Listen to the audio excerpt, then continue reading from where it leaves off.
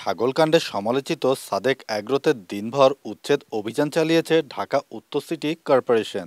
২৭শে June বৃহস্পতিবার দুপুরে মোহাম্মদপুরের সাত মসজিদ হাউজিং ও নবীনগর হাউজিংয়ে অবস্থিত দেশজুড়ে আলোচিত এই অ্যাগ্রোর দুটি স্থাপনা গুঁড়িয়ে দেওয়া হয়েছে।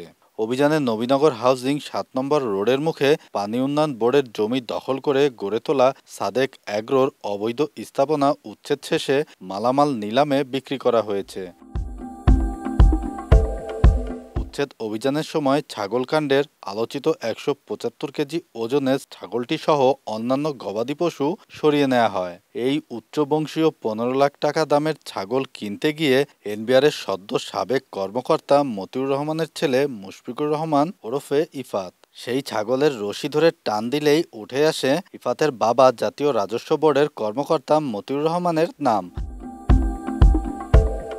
ছেলের ছাগলকাণ্ডের পর তিনি হারিয়েছেন এনবিআরের পদ, তার সম্পদের অনুসন্ধানে নেমেছে দুর্নীতি দমন কমিশন। এমন পরিস্থিতিতে বৃহস্পতিবার খাল দখল করে গড়ে তোলা সাদিক অ্যাগ্রোর অবৈধ স্থাপনা উচ্ছেদে অভিযানে নামে সিটি কর্পোরেশন। তবে এই উচ্ছেদ অভিযানের সঙ্গে ছাগলকাণ্ডের কোনো সম্পর্ক নেই বলে জানিয়েছেন অভিযানের নেতৃত্বে থাকা ম্যাজিস্ট্রেট।